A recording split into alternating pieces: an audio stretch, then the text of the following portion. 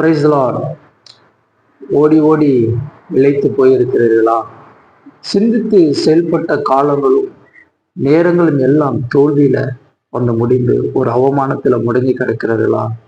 யாரும் இனி தூக்க முடியாது என்ற சூழ்நிலையில் தடுமாறி உங்கள் வாழ்க்கையில நான் நினைத்திருக்கிற நிர்ணயித்த அந்த இலக்கை என்னால் அடைய முடியவில்லை என்று உங்கள் வாழ்க்கையில ஒரு தோல்வியில் நீங்கள் முடங்கி கிடக்கும். இந்த கர்த்தருடைய வார்த்தை உங்களுக்காக சொல்லப்படுகிறது.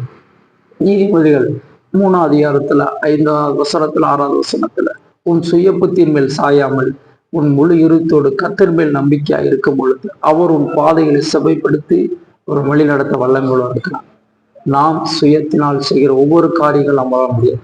நாம் செய்கிற காரியங்கள் தேவனை சார்ந்திருக்கிறதா, தேவன் அதற்காக செவி கொடுக்கிறார் என்பதை குறித்து நாம் கர்த்தரை சார்ந்து அவர் நினைத்திருக்கிற நினைவின்படி இந்த பூமியில் நாம் செய்யும் பொழுது நாம் ஆசீர்வதிக்கப்படுவோம். தேவனுடைய பார்வைக்கு நன்மையான செய்வோம். அவர் சித்தத்தை நம் வாழ்க்கையில செய்வோம். கர்த்தர் நம்மளோட வாழ்க்கையை எல்லாவற்றையும் சரியா செய்து முடிப்பார். வேலை ஸ்தலங்களும் சரி, நாம் பணிபுரிகிற ஒவ்வொரு ஸ்தலங்களிலும் ஆண்டவராகிய இயேசு கிறிஸ்துவை சார்ந்து நீங்கள் தொடங்குங்கள். கர்த்தர் உங்களை ஆசீர்வதிப்பார். அவரை சார்ந்து எந்த ஒரு முடிவும் எடுங்கள்.